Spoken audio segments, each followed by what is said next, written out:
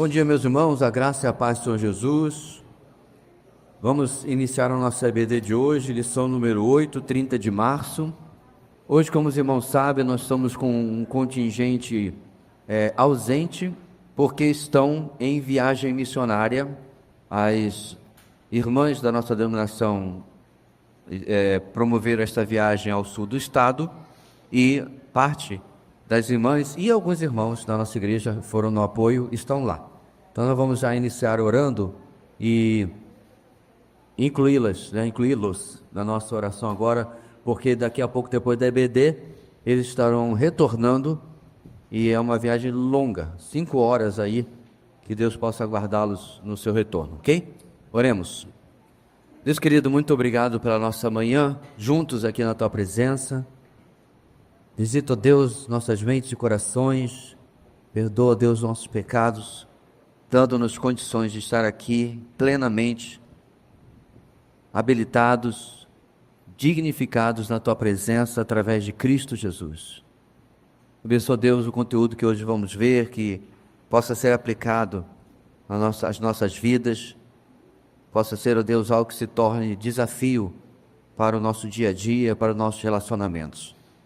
Nós oramos também, ó Deus, pelos nossos irmãos, de nossa igreja e de outras que estarão voltando na viagem missionária daqui a instantes, que o Senhor possa guardá-los, ó Deus, e que tudo aquilo que foi feito ontem, hoje, ali, o Senhor possa frutificar, abençoar cada vida que foi ensinada, edificada, a quem o Evangelho foi apresentado, a semente, ó Deus, que é o nosso papel, foi plantada. Agora, o crescimento vem do Senhor, fica nas Tuas mãos. Abençoa as igrejas que ali foram receber este apoio, que elas possam dar continuidade ao que foi iniciado. Oramos em nome de Jesus. Amém. Muito bem, meus irmãos. Nossa agenda nos leva agora à lição número 8, Provérbios 4, de 1 a 19, e o tema da nossa lição é exortação paternal. Esse é um título que não deixa de estar presente aqui e acolá nas nossas demais lições, né? A presença, a participação do Pai, mas hoje vai ter uma tônica mais presencial, né? Mais diferente do que dos outros dias, ok? Muito bem. Nossa mensagem de Provérbios: o plano moral de Deus para uma vida regrada precisa ser abraçado em atitude de reverente obediência a Yahweh por aqueles que aspiram a uma vida significativa como indivíduos e como membros de uma sociedade pactual. Essa é a nossa mensagem que temos relembrado. O que nós queremos na nossa lição de hoje? Lição número 8. Nosso objetivo: saber. O coração é ensinável e influenciável, e a sabedoria não é herdada, mas adquirida. Ou seja, meus irmãos, se o nosso coração, ou seja, a essência do nosso ser, é ensinável, é influenciável, não necessariamente ele vai ser pelo que é bom. Ele é aberto também a ser influenciado pelo que é mal, pelo que é ruim. É claro que, devido a diversas situações, Deus vai protegendo as nossas vidas, no nosso caso, principalmente por causa da presença do Espírito Santo. Ele vai protegendo as nossas vidas, blindando as nossas vidas para com qualquer influência, mas nós não somos a prova completamente de qualquer má influência.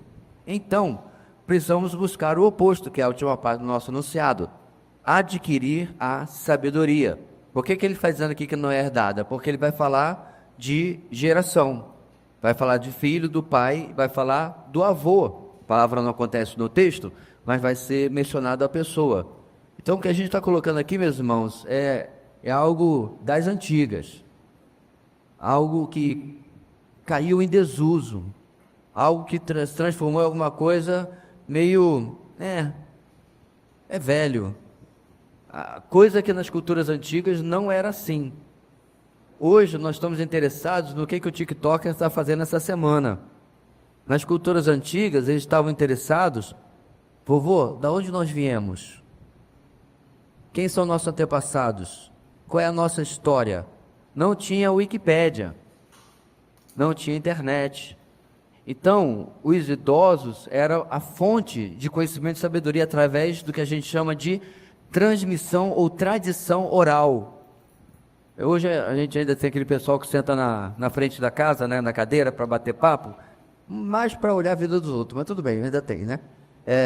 Antigamente se sentava o quê? Ao redor da fogueira, eram lugares mais frios de noite, mesmo o deserto, apesar de ser escaldante de dia, à noite é bem frio, né? Porque ele não consegue reter o calor como outras regiões. Então, ao redor da fogueira, e bora trocar histórias. Quando a gente vê, inclusive, irmãos, a genealogia bíblica, na internet a gente consegue encontrar isso. A gente se surpreende de descobrir que, quando Isaac nasceu, quando Jacó e Esaú nasceu, Abraão ainda era vivo. Então, quando você começa a botar a vida de cada patriarca, de cada personagem bíblico, um do lado do outro, você percebe que ainda durante a vida de Noé, os seus filhos viram gente que tinha ficado lá atrás na narrativa de Gênesis. É que a gente começou outra, aquele pessoal todo já morreu. Não, ele está lá, só está falando da nova geração. Então, era muito comum essa transmissão. Hoje em dia, ainda há uma outra cultura, irmãos, que valoriza o idoso.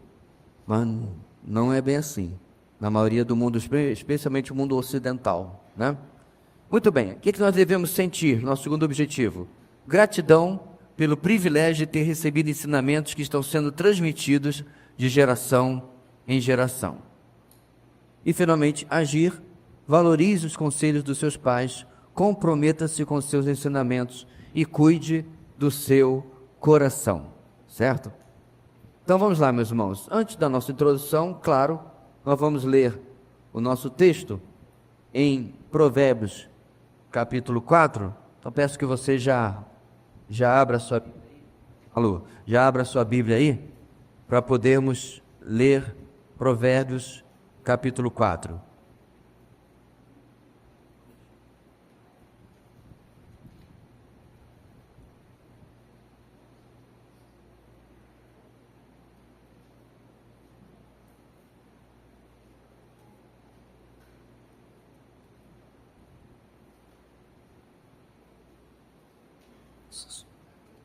Para providenciar ali uma água para o gogó.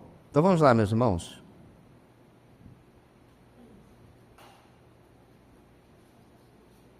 Provérbios capítulo 4, nós vamos lê-lo em partes, para não passar direto pelo texto sem o devido aprendizado. Então, nosso primeiro ponto vai do versículo 1 até o versículo 9. Acompanhe aí a leitura. Ouçam, meus filhos, a instrução de um pai. Estejam atentos e obterão discernimento. O ensino que ofereço a vocês é bom. Por isso, não abandonem a minha instrução. Quando eu era menino, ainda pequeno, em companhia de meu pai, um filho muito especial para minha mãe, ele me ensinava e me dizia: apegue-se às minhas palavras de todo o coração, obedeça aos meus mandamentos e você terá vida. Procure obter sabedoria e entendimento. Não se esqueça das minhas palavras, nem dela se afaste. Não abandone a sabedoria e ela o protegerá. Ame-a e ela cuidará de você. O conselho da sabedoria é: procure obter sabedoria. Use tudo o que você possui para adquirir entendimento. Dedique alta estima à sabedoria e ela o exaltará. Abrace-a e ela o honrará. Ela porá um belo diadema sobre a sua cabeça e dará de presente a você uma coroa de esplendor. Muito bem, vamos começar com a nossa introdução e depois a gente vai entrar exatamente nesse texto aí. Existe uma música infantil que diz: cuidado olhinho com o que vê, cuidado boquinha com o que fala, cuidado mãozinha onde pega, cuidado pezinho onde pisa. O Criador do céu está olhando para você. Todo mundo já conhece, né? Isso aí. Eu nem fui criança na igreja e conheço. Já fui muito TBF, que eu sei. Talvez nós fomos para um acampamento, irmãos. As 3 primeiras semanas era com crianças. Lá no Palácio da Vida do Paraná, né, perto de Curitiba. Meu amigo, depois de 2 semanas, eu não aguentava mais cantar corinho de criança. Cântico de criança. A gente reuniu uma noite só para fazer um louvor de adulto, porque ninguém aguentava mais cantar o trenzinho que passeia pelo... É muito bom, mas tem hora que... Então você deve conhecer o cântico. De forma simples, o ensinamento contido nesse cântico é que nossas ações, como cristãos, deverão ser pensadas de acordo com a palavra, porque todos passarão pela supervisão do Pai e terão consequências.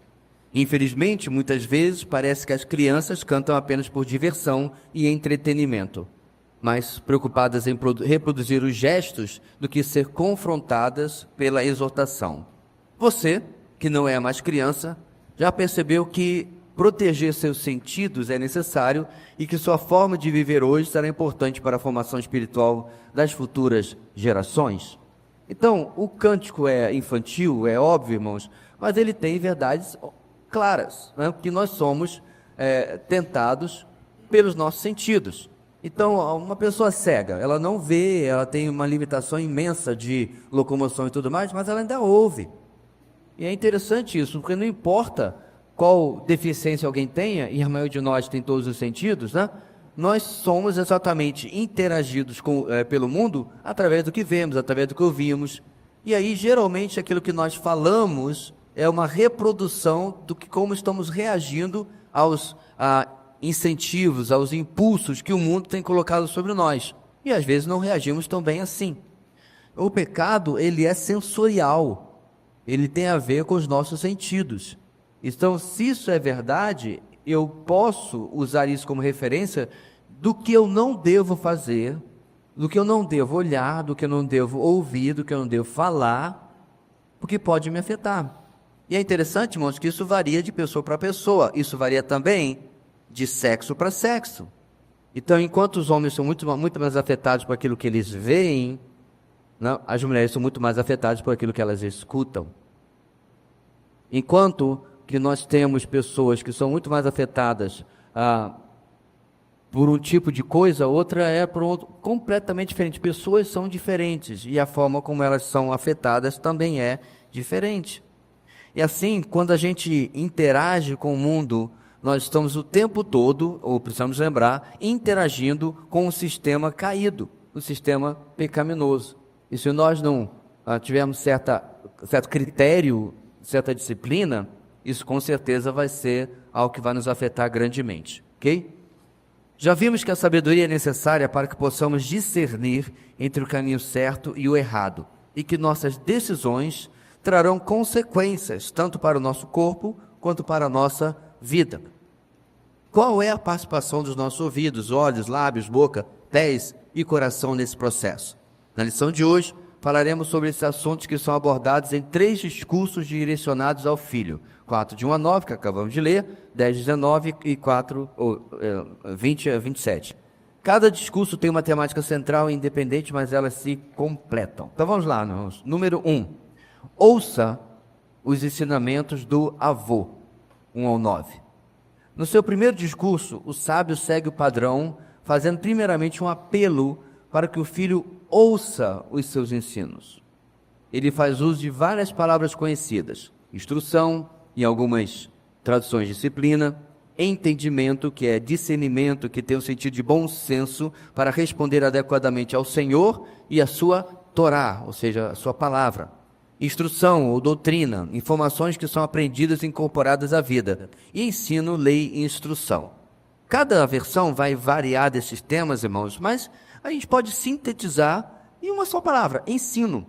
Ouça os ensinos do seu pai. Existe aqui um apelo para que os seus ouvidos não apenas escutem, mas ouçam. A diferenciação que eu estou fazendo é quando não se reproduz na vida, ou se não tem pelo menos a intenção, porque a gente realmente é limitado, não se tem pelo menos a intenção de se reproduzir na vida aquilo que nós estamos ouvindo, na verdade eu estou só escutando, estou só cumprindo tarefa, cumprindo tabela, melhor dizendo, né? Agora, olha que interessante como que, eu não sei se todas as gerações funcionavam assim, mas eu sei que acontece nas boas últimas gerações, ouve em casa A e não quer. Aí vai na rua com seu amigo do alto dos seus 13 anos de idade, extremamente experiente, ouve alguma pataquada e quer. Então, qual é a dinâmica aqui, meus irmãos? Essa criança, tá bom, adolescente, ele não sabe, no fundo, que o conselho dos pais é melhor? Sabe. É que esse conselho eu não quero fazer. É bem, irmãos, o filho de Salomão. O que acontece com o filho de Salomão? O povo reclama porque Salomão tinha altos impostos. Aí os conselheiros da época de seu pai, anciãos, dizem: diminua os impostos, diminui o taxade, você vai ganhar o coração do povo. Aí ele diz: ok, vou pensar. Aí ele vai conversar com quem? Com os amigos da balada. Claro que deu BO.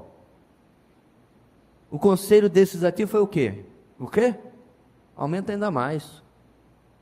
O meu dedo mindinho é mais grosso que a coxa do meu pai, né? Estava ruim com meu pai? Agora vamos ver como é que vai ser. E o que acontece com o reino, irmãos? Reino do Norte, Reino do Sul. Guerra civil. Por quê? Porque ele fez aquilo que ele queria, na verdade, com mais impostos, mais esbanjamento. Pegou a referência? É assim que funciona. O Estado não produz nada. Tudo que o Estado gasta vem do seu bolso. E não é de hoje. Se você olhasse a lista de coisas que o rei de Israel tinha, é um absurdo. Inclusive, Samuel advertiu o povo: vocês querem um rei? Olha o que ele vai fazer. Ele vai chamar os seus filhos para serem servos? Eu vou lhe consultar, não. Mas eles queriam, porque rejeitaram o Senhor como rei, deu no que deu. Sempre é, meus irmãos, porque a gente, ou as pessoas, ou nós mesmos, ouvimos o conselho que nos convém, e não aquele que nós deveríamos ouvir. Aí é que está. E é isso que está acontecendo aqui nesse texto, né? Em seguida, faz menção do seu próprio pai. É aí que está o nosso título, né? Os ensinamentos do avô. Resgatando os seus ensinos, verso 3. Portanto, as seguintes palavras são geracionais, são do avô do filho, dirigidos ao pai deste. Perceba a importância da tradição. O que será dito pelo pai não é novo, mas foi recebido do seu pai, que provavelmente o receberam de seus antepassados e agora está ensinando ao filho. Eu preciso fazer uma observação aqui, meus irmãos. Isso significa que o que os nossos antepassados passarão, e até o que nós passaremos para as próximas gerações, é palavra de Deus? É inerrante? Não é isso que nós estamos tratando aqui. Nós estamos tratando, meus irmãos, é que, em termos gerais, o que nós estamos vivendo, vamos já olhar para a nossa sociedade, né, hoje, né? O que nós estamos vivendo na nossa sociedade de hoje é exatamente essa quebra de ligação com costumes do passado. Quando a gente fala sobre conservadorismo, o que é conservadorismo? É conservar a coisa como sempre foi feita, a não ser que seja errado. O liberal, o progressista, entre aspas, ele acha que o conservador quer voltar à escravidão. É fácil, irmãos, a gente criar uma narrativa e colar como verdadeira. Então eles acham que o conservador quer voltar ao racismo, quer voltar não sei o quê. Nada disso. Ser conservador, pelo menos se você é cristão, é resgatar princípios de comportamento que foram estabelecidos há muito tempo. Porque se você vai voltando no tempo, né? Geração após geração, você vai acabar onde? No Jardim do Éden. Você vai acabar em Deus. Essa é a ideia por trás de você evitar reformas, evitar mudanças que corrompam princípios, certo? Daí é óbvio que você vai ser contra um casamento do mesmo sexo. Você vai ser contra matar a criança no ventre da mãe. E por aí vai. Você vai defender ideais e princípios que no fundo, você vai encontrar na própria palavra de Deus. Só isso. Nada mais, nada menos do que isso. Você vai defender a estrutura do lar, com o marido como cabeça, e obviamente o progressista vai chamar você de machista. Até se você for mulher. E vai dizer que você tem que ser feminista. Conhece essa aí? É um cara mole, criado a leite de soja, que fica dando tiro no próprio pé e depois arranja uma confusão para a cabeça e não sabe por quê. É isso que nós estamos tratando aqui, gente. Obviamente, isso vai, nessa cultura de Israel, o maior valor transmitido de um para o outro é o que nós estamos vendo desde o começo, o temor ao Senhor. Agora para pensar, irmãos, veja bem. Israel falhou por causa da lei dada por Deus? Não. Israel falhou porque Deus era severo demais? Não. Israel falhou porque Deus falhou em ensinar o que deveria ser feito? Não. Qual foi, irmãos, na opinião de vocês, a razão número 1 da falha, da queda? Por que Israel desandou? Quem arrisca?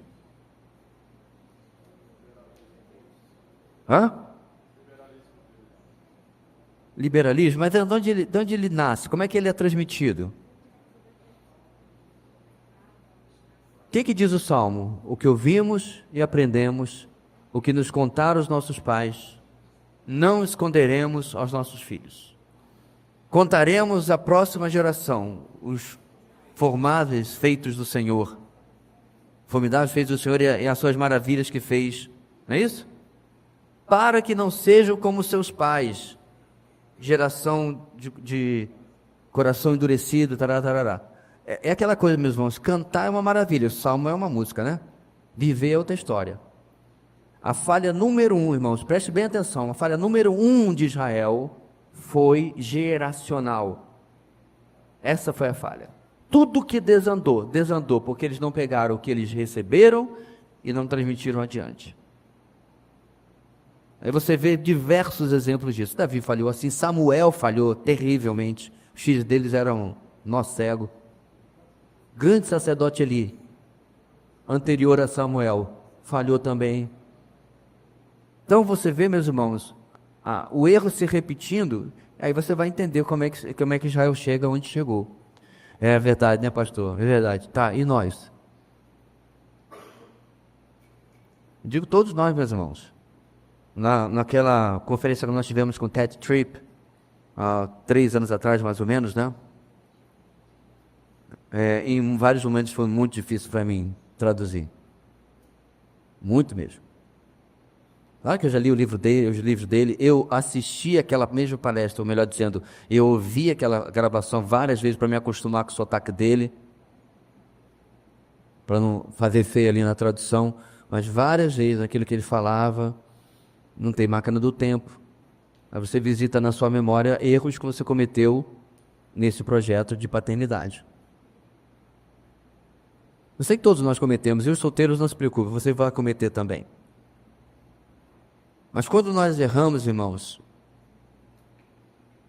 em maior escala do que nós acertamos, na negligência com os nossos filhos, porque o sapato Nike está no pé, a camisa de marca está sobre o menino, o vestido caro está na menina, está estudando na escola mais cara, está lá no Maple Bear, lá da caçaria.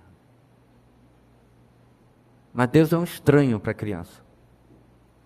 Deus é o tio que ela visita na IBD no domingo pela manhã. E olhe lá. É sobre isso que nós estamos falando aqui, só, basicamente. Agora esse pai está falando assim, olha, o que eu estou lhe passando, eu não inventei. Vem diante de mim. E vem diante de quem eu estou falando. Nós estamos recebendo essa herança, passando adiante para as pessoas, para você. Ok? Na sua juventude, o pai ouviu atentamente a seu pai e entendeu que era importante adquirir sabedoria e entendimento. Verso 5. Agora, da mesma forma como o pai foi motivado, nosso slide está atrasado. Alô, para de gravar aí não, né? Nem teu Tite aí. Ok. Os slides. Clique. Ok.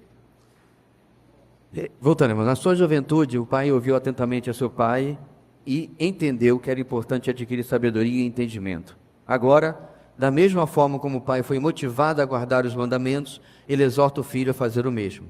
Essa postura do pai quando criança reforça o lar como o principal lugar de ensino religioso no Antigo Testamento. A ordem é: adquira a sabedoria, adquira o entendimento. Ele não pode se afastar da sabedoria e muito menos abandoná-la.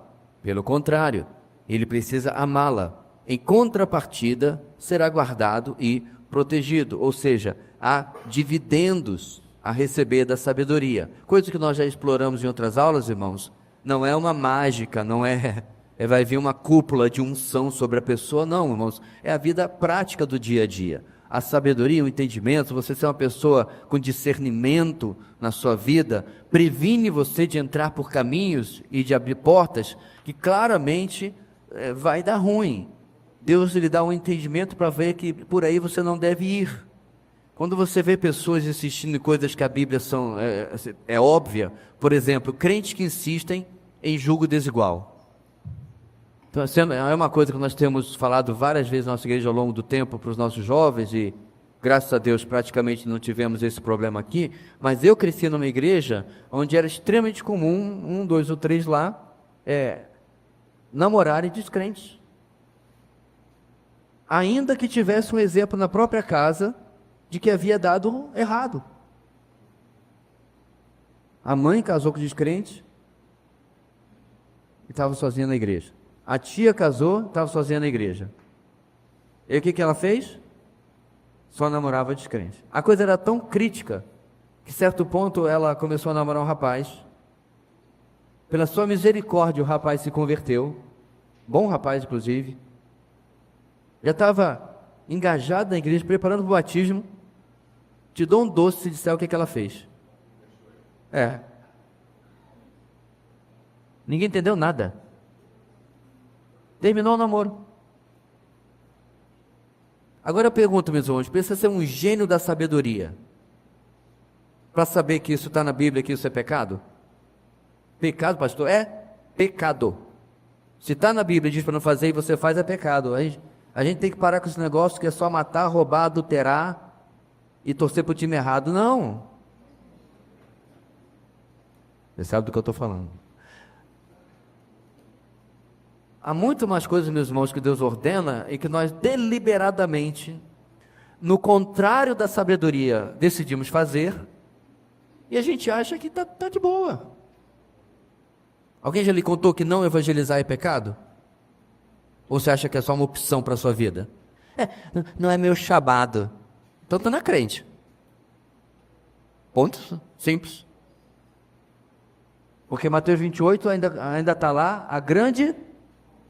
Não é a grande sugestão? Mateus 28 não é, irmãos, a grande sugestão? É a grande... É o que, igreja? Comissão. Comissão, meus irmãos, significa vai e faz, né? É aquilo que o seu chefe diz: toma aqui o relatório, eu quero até 5 da tarde. Não é isso? Aí você chega nas 5 da tarde, então, eu achei que 5 da tarde você estava falando, era uma coisa meio elástica, podia ser 5 da tarde da semana que vem. Aí já vai levar uma chamada porque você não fez aquilo que devia fazer. Aí voltando, meus irmãos, a pessoa lê lá sobre julgo desigual, ela acha que é apenas mais uma sugestão bíblica. Então, meus irmãos, a sabedoria, ela vai muito mais do que isso. Ela vai para aquelas questões onde realmente a nossa vida se coloca em situações difíceis de decisão. Não as óbvias, ululantes. Para essas eu só preciso de vergonha na cara. Mas aquelas onde a gente pode chamar de áreas cinzentas. Inclusive há coisas práticas da nossa vida. Nossa, eu ganhei 10 mil reais, o que eu faço com esse dinheiro? Eu aplico, eu quito algumas dívidas, eu faço isso, faço aquilo. Questões práticas da vida. Sabedoria, essa proteção que Deus nos traz, mas também está nisso aí. Como lidamos com as nossas finanças, é o caso do exemplo aqui. E obviamente isso vai refletir grandemente nos nossos relacionamentos e tudo mais, ok? Então, ser guardado e protegido, irmãos, ao meu ver, vai nos conquistar aquela vida de tranquilidade que a gente sempre quis, no fundo. Só que a vida de tranquilidade que Deus nos dá, meus irmãos, não é um passe de mágica. Ele vai operando enquanto eu vou obedecendo. Não existe vida de paz, prosperidade, tranquilidade. Não existe a vida abundante de João 10:10, nem em um ambiente de desobediência. Eu faço o que quero. Eu trato os meus relacionamentos como eu quiser. Eu uso meus bens, o meu dinheiro como dá na telha. Aí depois, Senhor, onde está a vida abundante que tu prometeste? Aí Deus responde, eu dei, tu que estragaste. Uma sequência de decisões que sabotam. Essa acho que é o melhor termo, irmãos. Como a gente sabota a nossa vida. De sabotagem, não é verdade? A gente é mestre em dar tiro no pé. O James me levou para treinar. Cadê o James? Está aí hoje? Não. Está ali. Lembra, James? A gente foi lá treinar. Tiro. Eu levei umas 5 broncas lá do... Como é o nome do cara? Deverson. Não ouvi não, mas é. Levei umas 5 broncas para ele. Uma delas é que eu estava com a pistola para baixo com a mão no gatilho. Sabia que eu já tenho meus 5 dedos hoje. Mas a gente vive assim, não sabe? Aí um soluço, nem precisava desse dedo mindinho mesmo, não precisava para nada. A gente vive dando tiro no pé porque nós fazemos coisas para sabotar a nossa própria vida. E Deus está nos falando, irmãos, mais uma vez, como que isso é algo que não apenas eu posso ser beneficiado, mas eu posso e devo passar adiante. Certo? Seguindo, novamente o ponto central é apresentado. Adquira sabedoria e um entendimento, verso 7. O filho é persuadido a desenvolver um relacionamento íntimo com a sabedoria, que no caso aqui, irmãos, é personificada como uma mulher de grande honra. Verso 8. A linguagem usada para adquirir sabedoria carrega conotações até, vamos chamar assim, de namoro. O termo amar implica afeto baseado em um relacionamento próximo. Pode se referir ao romance ou atração. Já o termo abraçar implica mostrar estreita associação e afeto. Não abandonar, não rejeitar ou desertar a amada sabedoria nesse caso, né? Esses termos reforçam na mente do jovem a ideia de que para se alcançar a sabedoria é necessário ter a mesma postura que se espera de um homem desejoso de constituir uma aliança com uma mulher. Em resposta ao amor recebido, a sabedoria vai responder, né? Como? Exaltará, honrará e coroará o jovem. Verso 9. O fato de o jovem ser coroado com graça e glória sugere que ele será reconhecido na comunidade como alguém honrado e sábio, capaz de julgar questões difíceis. Então, meus irmãos, nós estamos em uma empreitada muito desafiadora, porque a nossa juventude, nós como não éramos jovens também, nós temos inúmeras influências. Então, eu aprendi um monte de coisa errada com um colega de rua. Quem aqui não? Acho que vai ser mais particular dos rapazes, talvez eu esteja equivocado, mas é tanta tranqueira que a gente ouve, tanta coisa que eu fico pensando em retrospecto, era melhor ter ficado na barra da saia da minha mãe e no paletó do meu pai do que estar naquelas companhias, mas infelizmente são as escolhas que você vai fazendo.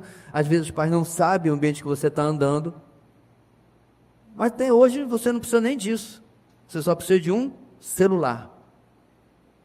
Quantos jovens eu já vi hoje com a cabeça completamente virada daquilo que deveria estar acreditando, crendo e seguindo, pela influência de pessoas que ele jamais viu na vida e que não tem absolutamente nenhum compromisso com eles. A mãe que o pariu, o pai que o gerou, mas o blogueiro, o tiktoker, ou sei lá que desgraça é o camarada, ele sabe. Ele tem a resposta. Não é assim que funciona o mundo de hoje?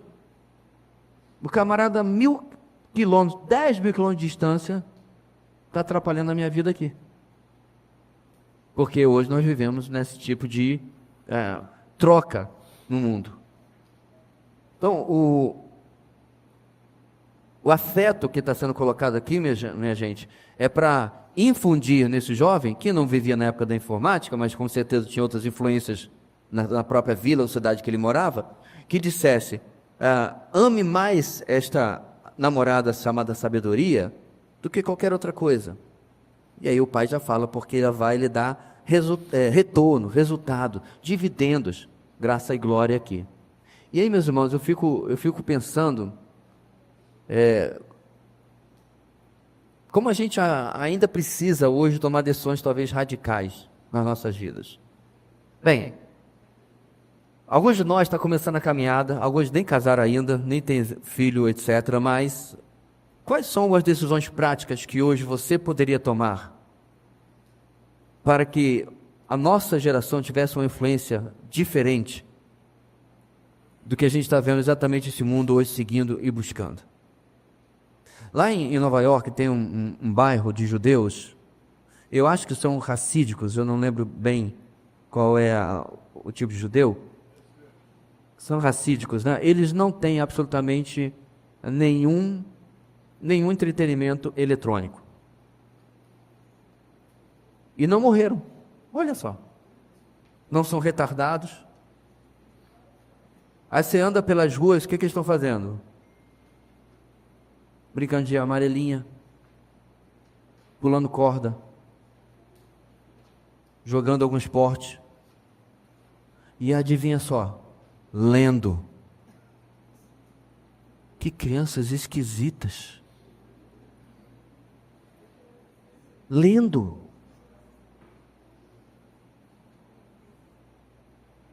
E aí, pais, onde é que a gente pode melhorar nisso daí? Não, eu não quero, meus irmãos, pregar aqui uma filosofia Amish. Aqueles dizem são protestantes, né? Especialmente no estado da Filadélfia, nos Estados Unidos, que nem energia elétrica usam. Não é isso. Mas será que a gente não comprou demais aquilo que esse mundo tem tentado oferecer para nós, e obviamente para nossas crianças? Deixa para pensar, né? Hoje, no máximo, só posso ser esse avô aqui, que vai tentar transmitir uma outra coisa, mas essa é uma verdade clara. Agora, você sabe onde começa o problema? O problema começa que hoje nós temos um mundo que tenta entrar de maneira sorrateira por absolutamente todos os lugares. Tudo. É o programa de televisão, obviamente é o celular, é a mídia social e assim por diante. E temos que peneirar e nem sempre sabemos como fazer isso. Com essa nota, vamos para o nosso intervalo. Depois a gente continua no nosso ponto número 2. Ok? Vamos lá, irmãos. Ok, vamos lá. E vamos começar lendo 10 a 19 na sequência do capítulo 4. Ok? Provérbios 4, 10 a 19.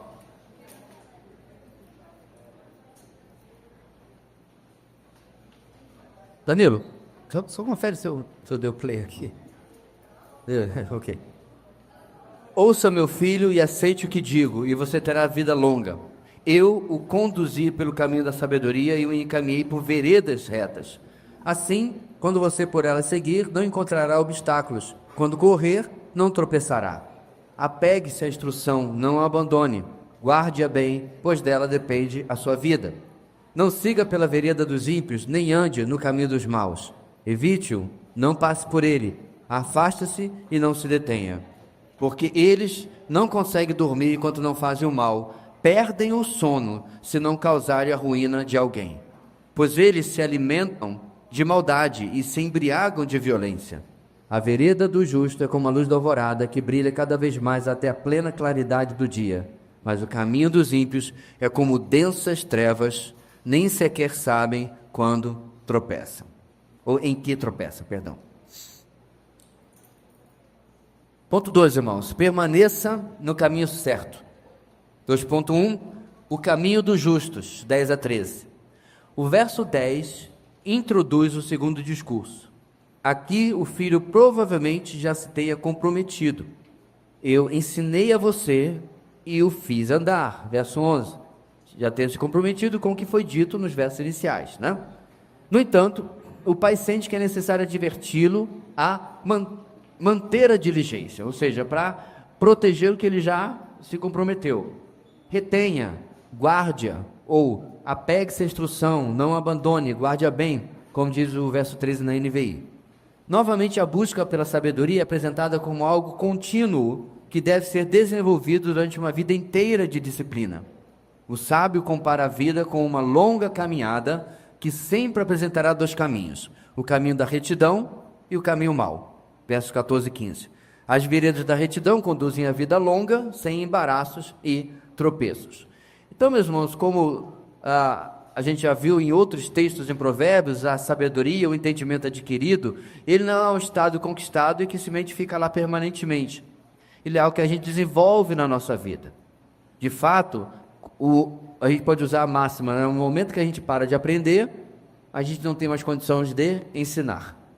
Qualquer coisa que eu vou passar à frente é de uma renovação constante na minha vida. É óbvio que qualquer coisa que a gente já recebeu, acumulou, guardou, vai se transformando em algo acumulado na nossa vida, vai se transformando em algo que é uma massa crítica na nossa vida, que tem grande utilidade, tem grande uso. E a gente pode falar isso sobre, por exemplo, meros conhecimentos. Então, se eu cair de paraquedas em um lugar e alguém perguntar assim, olha, hoje não vai ter aula de EBD porque o nosso professor ficou doente e acabamos de saber que não vai vir. Eu posso dizer, olha, meu irmão, se quiser eu posso ajudar. Qual é o assunto? Depende do assunto. Depois de 44, 45 anos de vida cristã, não consegui falar um pouco sobre pecado, sobre salvação, sobre santificação. Uma coisa está muito errada. Não aprendeu nada desse tempo todo. Então é óbvio que a gente acumula. Agora é interessante, meus irmãos, se eu pegasse esse material agora, certo? Nunca vi na minha vida. Você me passou a lição número 8, disse, pastor, ajuda aí. Sai alguma coisa, mas não sairia o que está saindo. Meu ponto aqui, meus irmãos, é que você não pode se fiar, se confiar apenas no que você já conquistou. Então, isso é um processo contínuo de aprendizado, de esmero, de crescimento, quer seja para dar uma aula, quer seja para qualquer coisa na vida. A observação da própria vida, à luz da sabedoria, vai calejando o que você aprendeu e confirmando aquilo que você aprendeu. Às vezes as pessoas, inclusive, insistem em determinados pontos para serem feitos desse jeito. O que eu vejo que às vezes falta essa pessoa é dizer assim, então, é porque eu já provei, fiz o contrário, já me dei mal, fiz o igual, me dei bem, e já vi a vida de outras pessoas também. Ou seja, dizer por que chegou àquela conclusão. Inclusive, gente, pais e mães, apenas às vezes, especialmente quando os filhos estão mais velhos, né? Faz porque eu estou dizendo que estou para fazer, poderia ser substituído em você contar uma historinha de quando você fez diferente e quebrou a cara, para mostrar que você está se aprofundando na sabedoria, não apenas repetindo como um papagaio uma coisa porque tem que ser feito desse jeito, né? Só porque você quer. O caminho dos justos, o caminho dos ímpios, por outro lado, 14 a 17. O pai enfatiza no melhor estilo da poesia hebraica, né? Enfatiza o ensinamento repetindo a mesma ordem de 6 maneiras diferentes. Os apelos urgentes do pai são: não entre, nem siga, evite, desvie-se, ou não siga, nem ande, evite, afaste-se, na NVI, versos 14 e 15. E tem uma razão dele fazer isso. Os malfeitores desejam compulsivamente praticar a maldade. E aqui, meus irmãos, eu vou dar uma pausa bem no meio do nosso parágrafo, porque o autor de propósito, ele coloca uma coisa bem extremada, né? Uma coisa tipo um esfregar de mãos, um vilão acariciando a cabeça do gatinho, planejando. Eu sei que nem naquela época nem hoje as pessoas são tão estereotipicamente más, certo? Parece aquele vilão do desenho animado antigo de chapéu, né, cartola e o bigodezinho assim, que ele fica enrolando. Isso é um estereótipo, isso é uma coisa bem caricata. E ele coloca aqui uma coisa bem extremada. Mas venhamos e convenhamos, quando alguém planeja algo fora do evangelho, qual é a probabilidade dessa coisa não estar recheada de maldade, irmãos? Maldade não significa necessariamente vou dar um tiro na cabeça do cara e vou... Não! Quantas vezes não vem de trabalho? Você trabalha com venda? Você já teve um gerente que lhe deu umas técnicas? Que na verdade são como enrolar o cliente. Não tem esse nome. Não adianta botar no YouTube, como enrolar o cliente, técnicas de venda. Você não vai encontrar. Que ninguém vai se denominar dessa maneira. É sempre, né? Técnicas de convencimento de venda e tal. Não. Quando você examina, irmãos, falta uma ética cristã, falta uma moralidade cristã. Quando começa a se acender uns alertazinhos, você começa a perceber. Nós tínhamos um irmão na nossa igreja, até diácono, que ele era interessante para vender carro. Ó, o carro é esse aí, tá bom? Olha, o freio não tá funcionando muito bem não, a buzina tá com a gambiarra. Ele falava todos os podres do carro, né? Esse motor já bateu 2 vezes, uma com o dono anterior, outra comigo, já fiz e tal. A gente faz uma coisa dessa? Ou a gente só fala quando a pessoa perguntar? A pergunta, o pessoal gosta muito de saber se o carro bateu ou não bateu, né? Tudo bem, é até importante, mas mais importante é o motor, se está funcionando, mas bateu ou não bateu. Aí a pessoa pergunta, esse carro já foi batido? Aí você, nós é crente, nós não mente. Então, foi. Aí você conta aquilo que aconteceu. Mas no fundo você estava torcendo para ele não perguntar. Porque você quer só pecar por omissão, não por comissão. Brincadeiras à parte, meus irmãos, muito daquilo que a gente vê no ambiente de trabalho hoje é, no mínimo, questionável. Essas são as maldades que você pode colocar aqui. E no ambiente familiar? Aquele comentáriozinho inocente.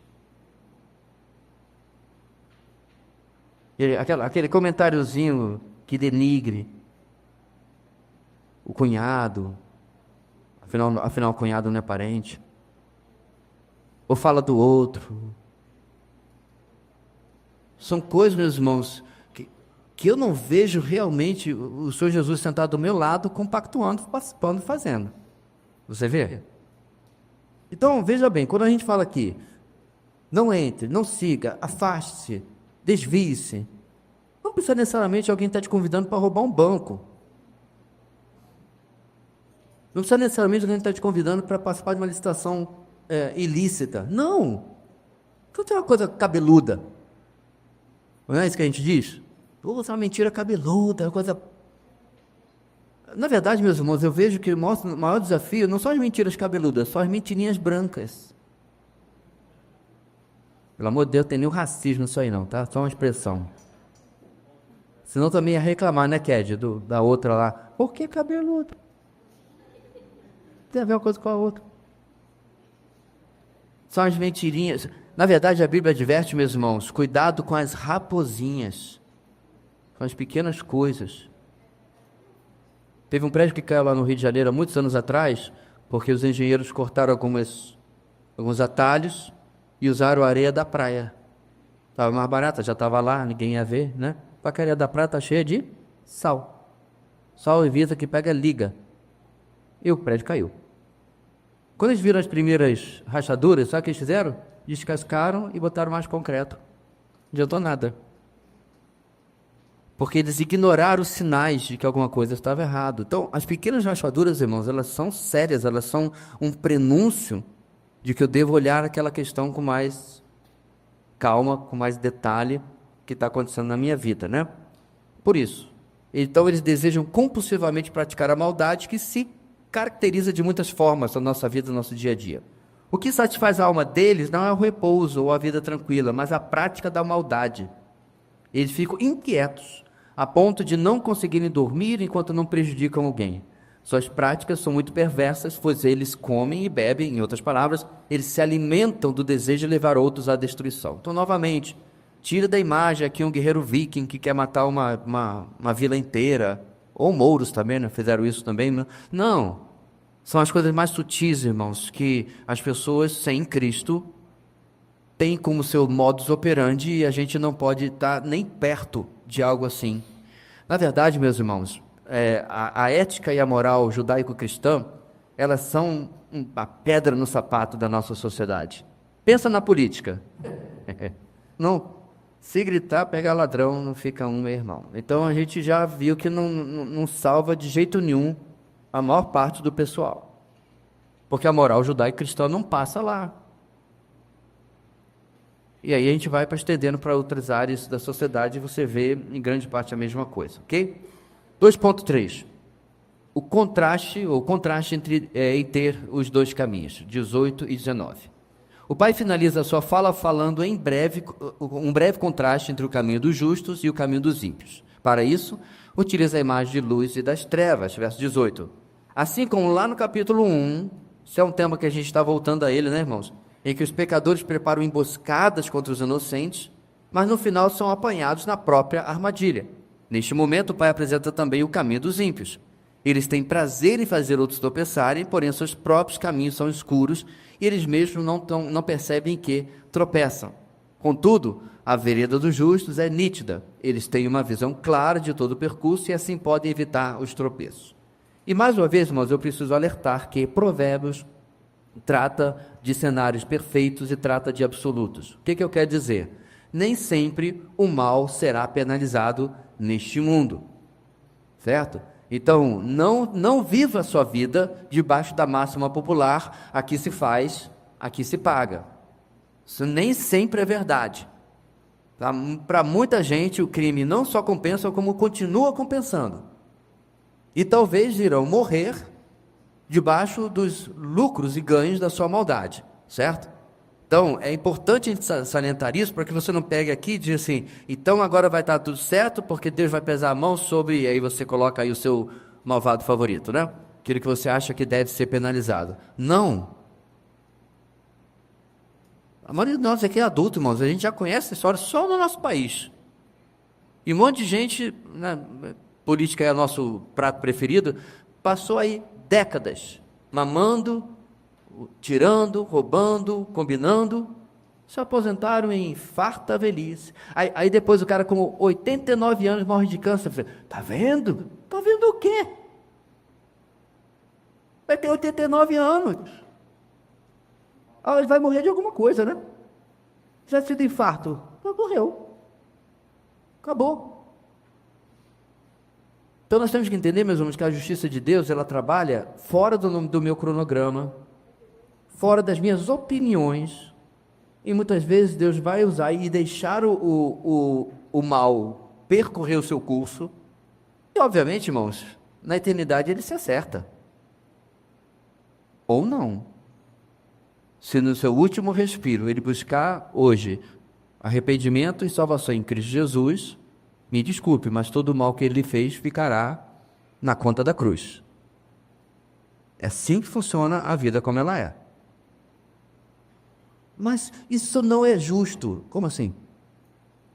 Não é justo o Senhor decidir perdoar uma vida, 89 anos de contravenção, maldade, no último minuto? Como é que não? Não é justo, meus irmãos, o Senhor perdoar nenhum de nós. Nenhum de nós. Logo eu? Nenhum de nós. A gente não pode categorizar a justiça de Deus para que ela possa vir sobre quem eu acho que ela deve vir. Ela é condicionada a um arrependimento genuíno e a busca do Senhor como Senhor e Salvador. Ponto. Nenhum momento nos evangelhos diz, se você pedir tantos anos antes da sua morte, ou se você não tiver uma vida assim, né? Hoje, inclusive, nós vamos ver no nosso texto como Deus usa o mal para os seus propósitos. Apesar do mal ser dono do seu nariz, ele faz porque quer, mas Deus usa para os seus propósitos. Então é importante salientar isso. Mas também é importante salientar, meus irmãos, a última parte. A vereda do justo é nítida, tem uma visão clara de todo o percurso e assim pode evitar tropeços. Quase sempre. Pastor, só está contradizendo a palavra de Deus em Provérbios? Não, irmãos, eu estou dizendo para vocês que Provérbios está pintando para nós o quadro ideal e perfeito. Quando absolutamente sempre o mal faz o mal e continua fazendo o mal, etc, etc, e não está debaixo dos princípios, lembra, aqui é Israel, da aliança com Deus e vai cobrar o seu preço. Nisso, o mal vai ser cobrado, ok? E deste lado, tem um camarada que faz 100% certo, que é 0% da população, e por isso ele colhe 100% dos benefícios. Vão estar entendendo o que eu quero dizer? Provérbios apresenta esse quadro. Agora, para pensar, ainda que não seja pleno, porque eu sou pecador limitado, eu prefiro estar desse lado ou do outro? Não é tão difícil, né? Ainda que eu vá colher 89,47% desse 100% de benefício, eu quero estar aqui. Porque eu sei, meus irmãos, que essa diferença de 100% não é culpa do Senhor. Culpa minha.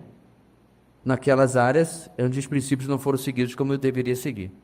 Então é muito importante, irmãos, a gente sempre lembrar, inclusive a diferença clara entre Provérbios e Eclesiastes. Provérbios mostra o mundo ideal, onde tudo está sendo obedecido, está sendo feito e os princípios vão funcionar por causa disso. Já Eclesiastes, ele vai mostrar que tem um chimpanzé solto na loja de cristais. E aí começa a dar ruim para tudo quanto é lado. É bem mais a realidade nua e crua do que acontece. Quer perguntar? Cadê o Mike? Cadê o auxiliar de auditório, por favor? Guilherme aqui.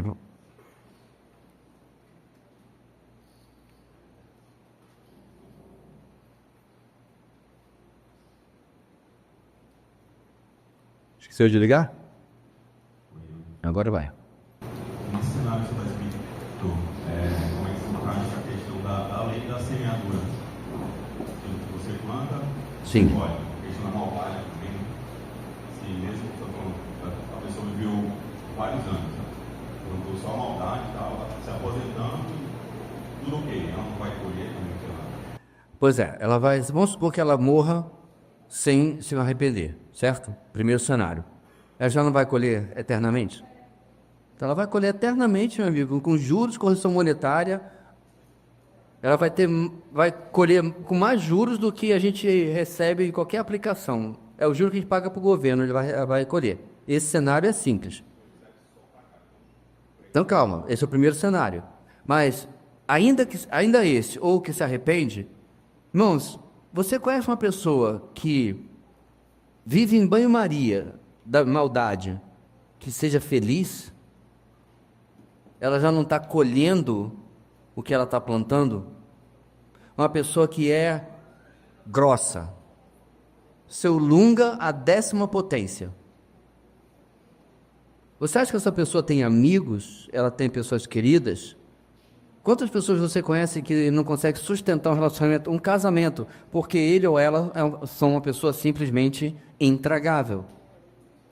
Então, quando você começa a olhar a vida da pessoa, alô, deu uma variação de energia. Quando você começa a botar a vida da pessoa debaixo do microscópio, você começa a ver que ela está colhendo na sua vida, certo? Agora, eu vou usar a minha sogra como exemplo, né?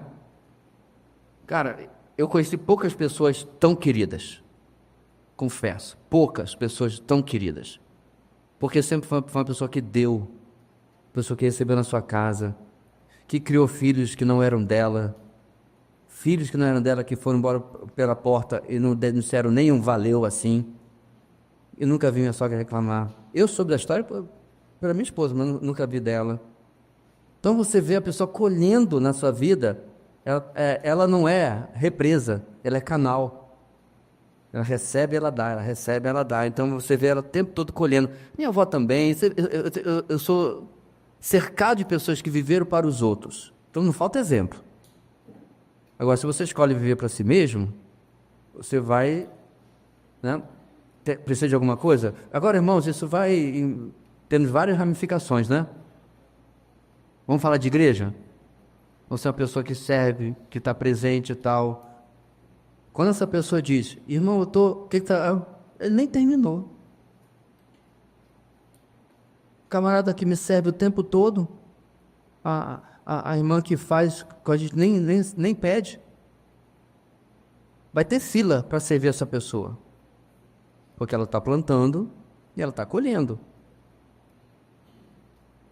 Triste, mas é verdade, o que dentro de uma comunidade na fé vive isolado, não se relaciona com ninguém, não faz amizade, está sempre no mesmo parelho, no mesmo ciclo de uma, duas pessoas, né, geograficamente. Aí coloca lá no grupo dos homens, irmão, vou fazer uma mudança, quem pode ajudar? A filha é pequena. Infelizmente, irmãos. Ô pastor, que cristianismo é esse? Sei. Eu sei que é o que eu tenho observado.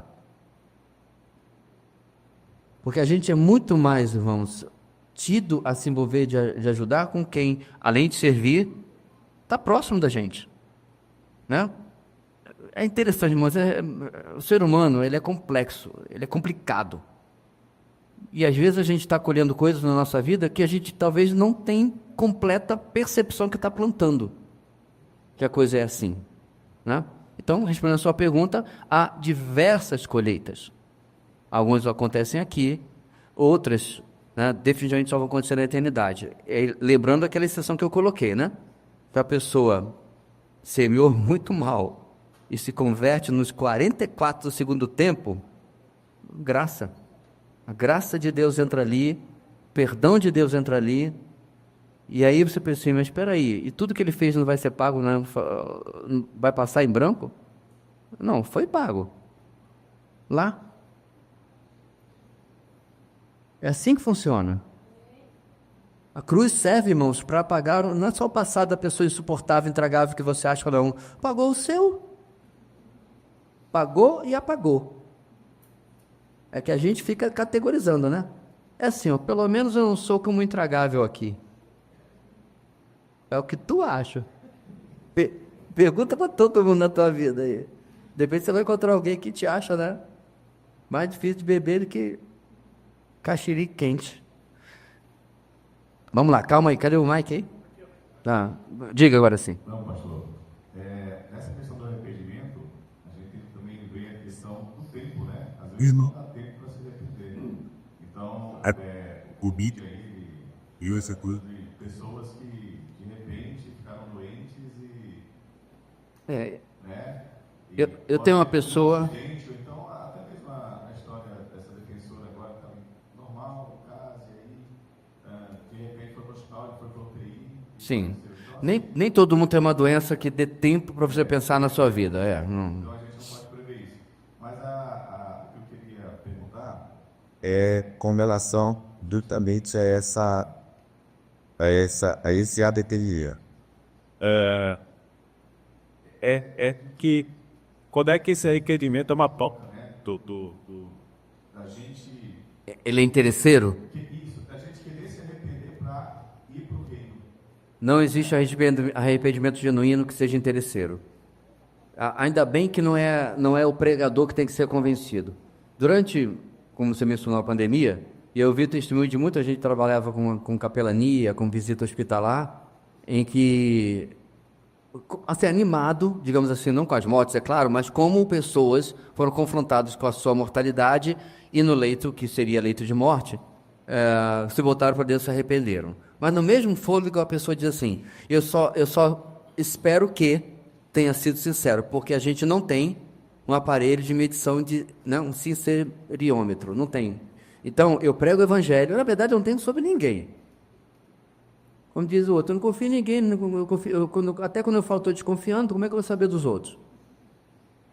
Aí eu vou ouvir uma confissão de leito de hospital, e obviamente o cenário ideal, irmãos, não é a pregação de hospital, mas é a contínua pregação de hospital. Você continuar visitando aquela pessoa e trabalhar com ela, para que pela graça de Deus, né, porque o Espírito Santo começa a trabalhar na vida do convertido. Isso aí é público e notório. A forma como a pessoa vai falando, você vai vendo que realmente as escamas caíram e a pessoa está enxergando agora. Agora é óbvio, mas eu tenho certeza que muita gente fez barganha. Naquela, Senhor, se eu sair desta, eu vou ser uma pessoa melhor. Aí sai dessa, né? Isso é uma coisa que eu uso muito em evangelismo. Na última vez que a gente fez aquele culto, eu falei sobre isso. Deus não é 190, certo? Nem bombeiro, nem policial. Depois que você socorreu, ninguém volta. Eu duvido que vai chegar lá, um ano depois, ou hoje é um aniversário que você me tirou de um prédio em chamas, eu vim aqui lhe agradecer. Já voltaram? Nunca. E é assim que o afegão médio trata Deus. Ai de nós se o fizermos também, que já nascemos da morte para a vida. Então eu falo muito isso no evangelismo. Deus não é 190. Ok? Então as pessoas obviamente são questionadas aí sobre a sua sinceridade. Diga, meu irmão. Qual é? É. E oh,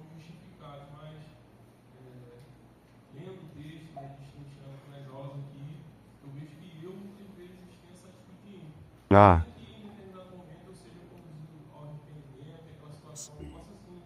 já se só bem vai que tá Ok. No cenário de Provérbios, é aí que a hermenêutica de muitos erra. Lembrando, você tem Provérbios para trás, certo? Você não tem Provérbios para frente. Isso a gente chama de revelação progressiva. Hoje, quando nós usamos justos, quando Paulo usa justo, quando Pedro usa, ele está se referindo à justificação pela fé por meio de Cristo Jesus, ok? Lá, certo? O Messias não tinha vindo ainda, Cristo não tinha morrido, então a justificação continuava pela fé, nunca a salvação foi pelas obras, mas você era colocado nessa categoria de justo, porque crendo em Deus, a prova era você obedecer os seus mandamentos. Até lá, gente, não tinha essa história de, eu creio em Yahweh, vou viver de qualquer maneira aqui e deixa eu dar um pulo ali no prostíbulo que tem no templo de Baal. Não. O justo vivia justamente, debaixo dos princípios da Torá, obedecendo ao Deus de Israel. Esse era o justo. O ímpio, por outro lado, que está sendo contrastado aqui, e detalhe, irmãos, era o ímpio dentro de Israel. Nascer israelita nunca salvou ninguém. Como hoje nascer israelense também não salva ninguém, absolutamente. Como também nascer na igreja nunca salvou ninguém. Nunca ninguém foi salvo por nascimento, onde quer que tenha nascido. Então, esse dentro de Israel, que não obedecia à Torá e aos princípios do Antigo Testamento em geral, são os categorizados aqui como ímpios. Agora, irmãos, até hoje, certo? Olha só, eu sou santo, eu sou justo. Isso aí, meu irmão, o da igreja romana se morde, achando que a gente é metido em falar um negócio desse. É ou não é? Eu sou salvo, e aí danou-se. Ficam mordidos. Esses crentes são cheios de si, só vive dizendo que vai para o céu. Só Deus sabe.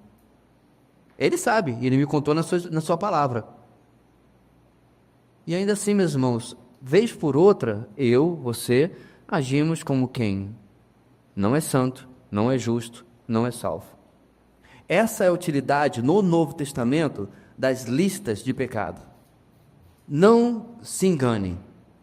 Os adúlteros, os homossexuais, os mentirosos, os assassinos, não tem a lista lá? Aí como é que ele termina? Não entrarão no reino de Deus. Aí você para pensar, eita, semana passada eu vendi o carro e contei umas mentiras aí. Estou fora do reino. Não é isso que o texto está dizendo. Que ele é extremamente usado hoje com o negócio de vídeo na internet de forma completamente errada. Então significa que o camarada, 50 anos atrás, ele adulterou, e aí não está no reino de Deus? É assim que funciona esse texto, irmãos? Não.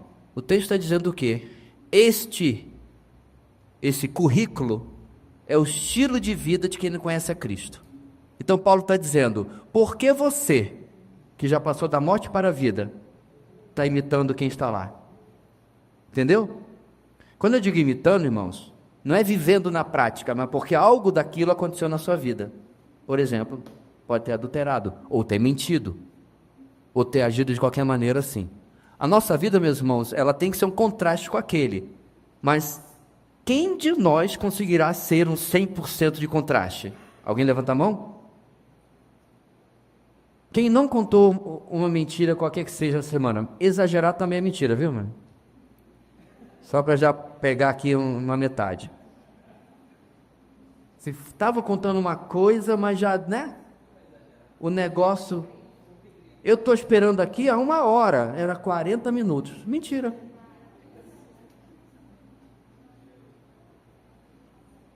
Quem aqui essa semana não chegou para o seu esposo? Você nunca...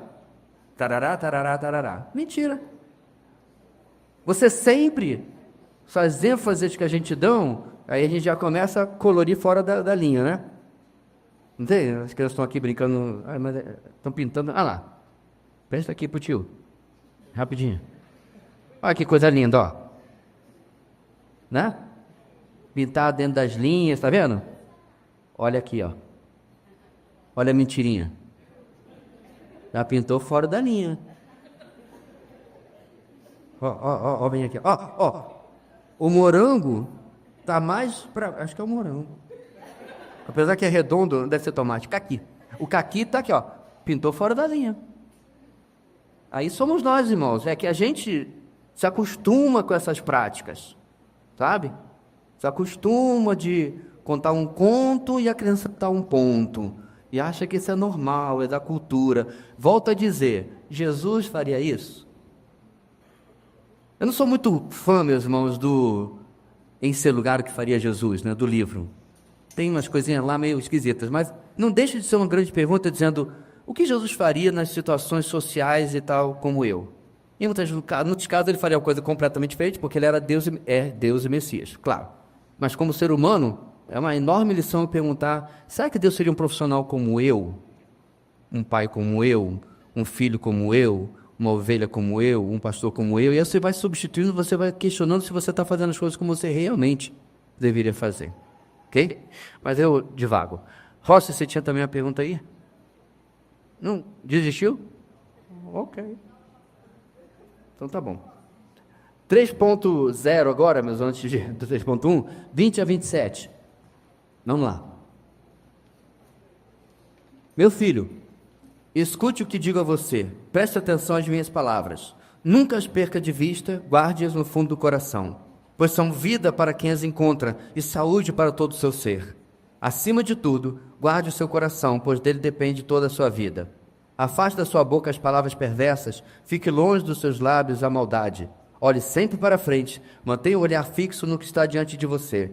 Veja bem por onde anda e os seus passos serão seguros. Não se desvie nem para a direita nem para a esquerda, afaste os seus pés da maldade. Muito bem, proteja o seu coração, é o nosso terceiro ponto. 3.1, ouvidos atentos. No terceiro discurso, o sábio começa, como de costume, chamando a atenção do filho para os seus ensinos. Verso 20. Ter os sentidos voltados para o ensino é fundamental para que o jovem consiga assimilar e se comprometer com o que será ensinado. A ordem, preste atenção, tem o sentido literal de voltar o ouvido. O pai continua enfatizando a importância de os seus ensinamentos estarem diante dos olhos e no íntimo do coração. Como a gente falou no começo, ele está usando os sentidos para reforçar como que a gente precisa estar dedicado à palavra perfeita, ter intencionalidade em encontrar isso aqui. Não é frequentar reunião, não é frequentar conferência, não é frequentar nada, não é passar pelo devocional, mas é aquela coisa, meus irmãos, de não cumprir tabela, mas ser uma busca constante. Como eu posso aprender sobre isso? Então, você tem um problema específico na sua vida, de uma área específica, eis a biblioteca, qual livro eu posso ler, qual texto bíblico trata sobre isso? Este é o problema, eu vou atrás de resolvê-lo. Esta é a questão, eu vou investir em resolver isso aqui. Eu não vou, a gente tem essa maneira, né, meus irmãos? Decorar a sala de troféus, ou seja, onde eu porventura seja mais tranquilo, mais vitorioso, mas o quartinho da tranqueira, mete 4 chaves lá em um cadeado, para que ninguém vá, ninguém mexa, nem eu. Senão eu vou ser confrontado a ter que resolver aquilo lá. Não, o sábio, meus irmãos, ele está, ótimo termo, né? Voltando o ouvido para aquilo. É isso que importa para eu resolver na minha vida. Para que a sabedoria seja colocada em prática e afete todo o corpo, ela precisa ser ouvida, vista, internalizada. A cultura judaica valoriza o uso de visuais e de elementos ou símbolos que serviam para ensinar lições importantes sobre o relacionamento entre Deus e o seu povo. Observe como o pai se preocupa com o coração do filho. No primeiro discurso, o jovem é orientado a se comprometer com o coração. Agora, ele reforça a mesma preocupação, dizendo que os seus ensinamentos deveriam descer ao mais íntimo do coração. O verso 22 apresenta o motivo. Vão ser vida e saúde. Vale lembrar, meus irmãos, que o coração não era o centro das emoções no pensamento judaico. Por isso que o título do livro do Ted Tripp é Pastoreando o coração da criança, certo? Então a ideia, meus irmãos, é aquilo que você, do coração, é aquilo que você realmente é no seu interior. Esse é o seu verdadeiro eu. Então, o cristianismo, irmãos, não é uma fé, ou a fé de exterior, de aparência. Infelizmente, por causa de uma série de questões e a influência, obviamente, da própria sociedade, em muito se tornou. É a roupa que veste, é o prédio que reúne, é o vulto do evento e assim por diante. Então a gente é levado por essas coisas, ou pelo menos você tenta levar, a um display de aparência. Não, é o coração que importa. É sempre a frase do Senhor a Samuel: o Deus não vê como vê o homem. Deus vê o coração. E é isso que a gente tem que estar preocupado, e é a preocupação desse pai com o seu filho aqui também. Então, ouvidos atentos, 3.2, olhos fixos. Para que o filho guarde o coração, precisará estar atento às palavras do pai, manter os olhos fixos nos ensinamentos, ter a palavra guardada no coração e evitar a fala falsa e perversa. Verso 24. O pai sabe que o coração pode ser contaminado por conversas e ensinamentos perversos e falsos. Por isso, o filho precisa manter distância de determinadas pessoas e evitar comportamentos que corrompem o coração. De forma clara, a orientação é: não fale ou nem ouça discursos tolos. Em seguida, o pai ressalta novamente a importância de se guardar os olhos. O objetivo é que o jovem permaneça sempre focando os ensinos. O sentido de olhem direito é olhem para o caminho, ou olhem para frente na NVI. Verso 25. A premissa defendida é que são os olhos que direcionam os passos do filho no curso e na conduta ensinada pelo pai. À semelhança de alguém que está correndo e visualizando a linha de chegada, ao mesmo tempo que controla todo o seu corpo para alcançar o seu objetivo, o jovem não pode descuidar dos olhos, pois eles mostrarão o foco. Irmãos, em termos gerais, todo esse display a respeito dos sentidos, a gente vai para o último já agora, tem a ver com essa palavra que eu usei agora há pouco, essa intencionalidade. É a velha ilustração que já usei tantas vezes, né? Ao lado da minha casa tem um terreno que começaram uma obra, mas abandonaram há muito tempo. E eu não sei se vocês repararam, tem uma planta que vai nascendo no terreno baldio, parece uma vagem, uma coisa grossa, uma folha grossa assim. Rapaz, já está maior que o muro. Aí, de vez em quando a prefeitura dá uma notificação, eles vão lá, cortam tudo e esperam a próxima notificação. Já do lado de cá, né, tem que cuidar, tem como. Semana passada o Joshua cortou a grama, hoje eu estava ligando lá o sprinkler para poder... Senão, meu amigo, a grama morre. E pior, ela tem que ser cuidada porque ela já estava nascendo um monte de outras ervas, daninhas ou não, que eu não plantei. De onde vem esse trem?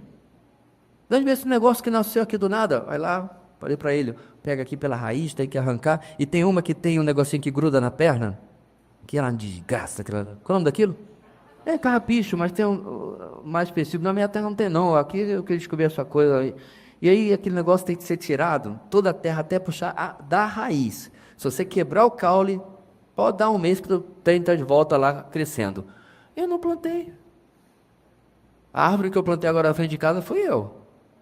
Preparei, olha que diferença, né? Peguei consultoria com o meu agrônomo residente, o Thales, fiz a cova, aí coloquei lá um negócio hiper pesado de calcário, NPK, aí ele falou, tio, um mês e meio sem plantar nada aí, porque se plantar vai torrar qualquer planta, porque está extremamente tóxico. Aí eu mexia, molhava, botava mais terra, aí, olha o trabalho, olha a intencionalidade. Agora lá botei o meu pé de nim, né, para poder crescer, e aí agora acabou meu trabalho. Não, você vai ver como é que pé de nim é? Ele é todo descabelado assim, ó. Os galhos vão para um para lá, outro para outro, eu gosto até meio feio. Mas eu reparei ao andar pela cidade que tinha uns pés de nim que eram tudo bonitinho, a copa toda fechada. Olha o que o acaso fez. Não foi acaso nenhum. O dono teve que, ano após ano, ir limitando o crescimento da copa para que enchesse aquilo e ficasse bonito. Ou seja, eu tenho trabalho pela próxima década e depois. O que isso tem a ver com gente, irmãos? Não tem oração na cabeça, não tem óleo ungido, não tem culto especial. É uma busca intencional, diária. Aí é a razão porque no seu devocional, que eu não tive a ideia inédita, original, nós copiamos do devocional anterior, você tem um espaço embaixo, que eu sei que muitos não usam, é sua prerrogativa, de perdão, é sua perda, onde você tem a oportunidade de interagir com o que está ali. Você tem a oportunidade de escrever, Senhor, realmente isso e aquilo e tal, eu preciso mudar nisso, como é que eu faço? Socorro, Mayday, Mayday, Mayday. É a hora que você vai trazer para a prática aquilo que o texto bíblico e a exposição dele lhe trouxe ali. Aqueles últimos, a exposição, meus irmãos, toda é boa, toda é importante. Boa, não sei se é, mas importante é.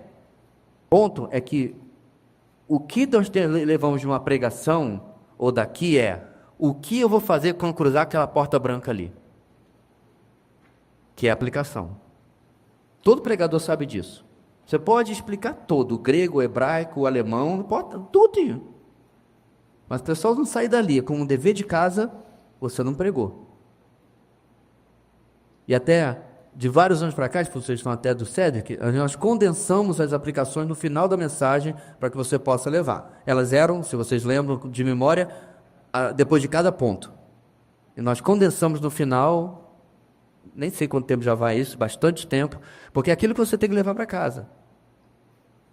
O texto do início do Evangelho de Mateus, ele está repetindo questões uma vez após a outra. E se está repetindo é porque você precisamos. E hoje Deus vai repetir mais uma vez, spoiler alert. Olha aí eu estragando a mensagem de hoje já. Vai repetir mais uma vez a soberania de Deus sobre a história. O que isso tem a ver com a minha vida, pastor? Não tem profecia sobre mim? Quem disse que não? Tem um monte. Só não fala do teu nome, como falou de Jesus. Mas tem um monte de profecia, um monte de promessas bíblicas que são para você e para mim. E o Deus que cumpriu há 2000 anos na vida dele, hoje ou não, nós vamos ouvir, vai cumprir na nossa também. Qual é o ponto aqui, meus irmãos? Não é o evento, não enche a cabeça de conhecimento. O que ele está falando sobre olhos, sobre mãos, sobre pés, ouvidos, nem sei mais o que ele falou tudo aqui, é que transforme em algo intrínseco, íntimo, biológico na sua vida. Envolva a sua vida na palavra, na sabedoria que ela traz, porque aí ele vai falar dos dividendos que a gente ganha quanto a isso. E no ponto 3, irmãos, o 3.3, ele vai falar sobre pés firmes. E aí, o entendimento aqui agora dizendo, o ponto final é firmeza. Você não vai estar, oscilando para lá e para cá, nas tempestades da vida, nas dificuldades da vida, quaisquer que forem. Então vamos lá, o pai foca mais uma parte do corpo, os pés. Na longa jornada da vida, o filho deve estar firme no seu comprometimento com os mandamentos do pai. Ele precisará fazer plano, não é plano de planejar, plano de planificar, fazer plano o seu caminhar para que tenha facilidade de se locomover. Na NVI, veja bem por onde anda, verso 26. Neste contexto, a expressão fazer plano está relacionado a comportamentos, padrões, estilo de vida que o filho precisa desenvolver. Para isso, ele não poderá se inclinar nem para a direita nem para a esquerda, ou seja, não deverá abandonar o ensino ou se envolver no caminho perverso. Então, começou bem, os pés firmes, é para continuar bem, para seguir até o final da caminhada, tendo aquilo que você tem acumulado e aprendido, tirando os solavancos do caminho, tirando as lombadas do caminho, os buracos do caminho, porque está planificando para você. Curiosamente ou não, irmãos, foi a mesma expressão usada a respeito de João Batista, quando ele é profetizado no Antigo Testamento, e depois do Novo é confirmado, que ele vai fazer o quê? Veredas planas para o Senhor. Ele estava preparando o caminho para o Messias passar, ou seja, tirando os obstáculos, tirando qualquer coisa que fosse atrapalhar nesse processo. Mesma lógica se aplica na minha e na sua vida. Bem, esse capítulo sobre conselhos geracionais, irmãos, é um que muito, muito me apetece. Por quê? Eu já falei várias vezes, irmãos, nós somos uma igreja missional, sem dúvida nenhuma. seus alvos evangelísticos, o nosso trabalho de campanha de missões, de apoio missionário, é algo que a nossa igreja tem desde o começo. Desde do primeiro ano, mês que vem completamos 22 anos, dia 6 de abril, desde o primeiro ano, nós decidimos, os irmãos que lá estavam, separar 10% do nosso orçamento para missões. Não é uma coisa que começou agora, caso você esteja se perguntando. Há 22 anos, a comunidade Batista Videira pega 10% dos seus dízimos e ofertas, ou dos seus dízimos, na verdade, e sustenta missionários. Vários passaram por essa lista ao longo do tempo, ok? Então, isso aí, se você sair daqui um dia e dizer assim, minha igreja precisava ter mais de missões quando eu estive lá, então você estava dormindo, só se for. Porque essa tem sido a nossa realidade. Agora, o outro lado, irmãos, é ser uma igreja geracional. Eu falei isso 1 milhão de vezes. Nós somos fadados a perder alguém ao longo do caminho. Isso aí não tem como. É triste, mas é a verdade. Por quê? Porque filho de crente não é crentinho. Nossos filhos têm suas próprias decisões a tomar. E por mais triste que seja, alguns, eu espero que muito poucos, vão tomar decisões erradas. Na decisão que eles não podiam errar, que é sobre seguir a Cristo ou não. Porém, deixa eu falar sem parecer herege.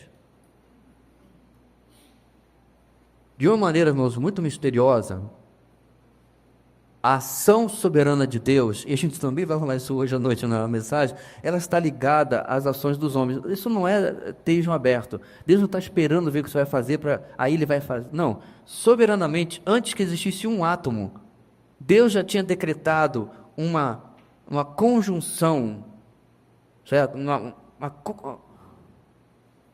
Vai se aproximando uma coisa da outra, de como ele decide, por causa também daquilo que nós fazemos. O que eu quero dizer aqui, se há um lar onde Cristo é pregado, e há um lar onde Cristo não é pregado, Deus soberanamente decide que neste lar e nesta igreja, seus filhos irão nascer. Você viu como Deus soberanamente agiu? E Deus, para mostrar que o Evangelho tem poder, quando pregado, Ele vai colocar ímpios nascendo neste lar, em sua regra maior. Não estão entendendo? Já dá para apagar a fogueira ou não? Então, eu não estou dizendo que as ações de Deus são condicionadas às nossas. Estou dizendo que Deus soberanamente, Ele, o dono das nossas almas e de todos os seres, ao meu ver, é assim que Ele age. Então, se eu sou um pai ou uma mãe negligente, que não prega o Evangelho, ou uma igreja que não cuida de forma adequada das suas crianças, ensinando o Evangelho, por que Deus colocaria seus filhos lá? Por que Deus colocaria os seus eleitos lá? Isso simplesmente não faz sentido na minha cabeça pela economia de Deus. Deus vai recompensar aqueles que, em obediência, fazem aquilo que Deus determinou que nós possamos fazer. Por isso meus irmãos, ser uma igreja geracional. Que ainda que possamos perder alguns pelo caminho, a gente possa chegar aqui, né? E a gente já vê isso de certa forma, porque alguns que estavam aqui há 10, 15 anos atrás, hoje têm líder de grupo de vida, estão fazendo pregar a palavra, estão lá na viagem missionária no sul do estado, já estão pegando o bastão e seguindo adiante. É isso que nós queremos ver, meus irmãos, nossos crianças, nossos juniores, nossos adolescentes. Tomando os lugares que hoje os seus pais estão. Isso é ser geracional. E tem tudo a ver com a nossa lição de hoje. A exortação paternal serve para isso também. Vamos concluir, irmãos, último slide. Precisamos valorizar os ensinamentos de nossos pais, pois eles são necessários para uma vida de retidão e serão úteis para que as futuras gerações sejam encorajadas a seguir o mesmo caminho. Nesse processo, precisamos ser lembrados constantemente que a vida com Deus não é teórica, mas prática, e exige relacionamento e intimidade diária. No entanto, apesar de a tradição ser importante em nosso processo de formação, ela não é suficiente, pois a vida cristã se constrói com muita disciplina e comprometimento. O conselho de Provérbios é: mantenha o foco no caminho certo. Concentre todos os seus esforços em conhecer o Senhor. Não guarde somente informações e ensinamentos, guarde o seu coração, pois ele direcionará suas palavras, sentimentos, pensamentos e ações. Que Deus nos ajude, meus irmãos, a pensar naquilo que ouvimos nesta lição, principalmente neste texto bíblico, e examinar nossas vidas e passar adiante, formar essa cultura do reino, essa cultura que se perpetua através do poder do Senhor nas nossas vidas, na vida dos nossos filhos, na vida dos nossos netos e assim por diante. Amém? Vamos ficar de pé, vamos orar, encerrando nosso tempo hoje.